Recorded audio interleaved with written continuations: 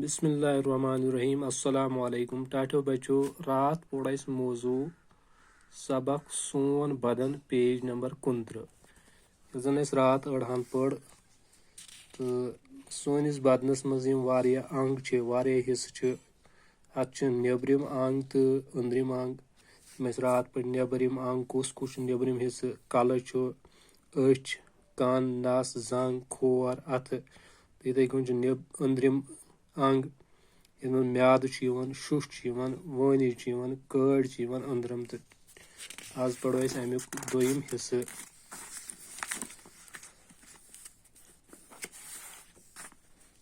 Page number 30 कलस मज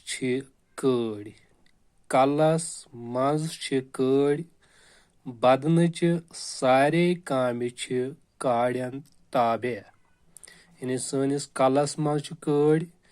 यह बदनच सारे सान जिस्म सारे काम यमन काड़न ताबे यमन अंडर काम कर स मज दंद तो सोन अत स मज दंद यमो दंदों सत गजा चापान दंदों सत गजा चापान टाटो बच्चों ये खेवान ूट खेमो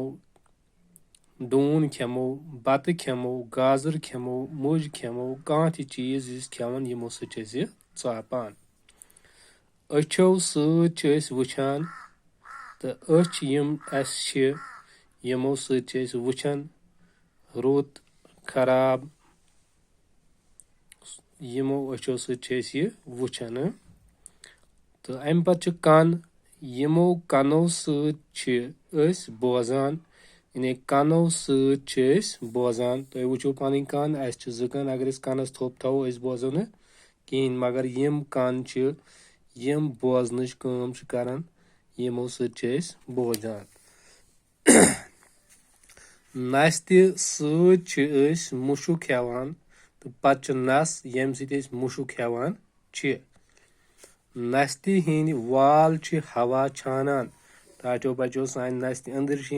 मसवाल ही आसान यम हवा साफ कर सनिस जिस्मस मज वातनावन अगर गर्द यम अत रुकावन यम वाल अथो सत काम करान तो यम अथ सन यमो सत काम करान ब्याक तालीम कर बह कलस मज कड़ बदनच सारे काम काड़न ताबे सस मज दंद दंदों सत गजा चापान अछो सत वुचान कनो सत बोजान नस्त सत मुशु खेवान नस्ति हिंद वाल हवा छानान अथो सत काम करान। शुक्रिया।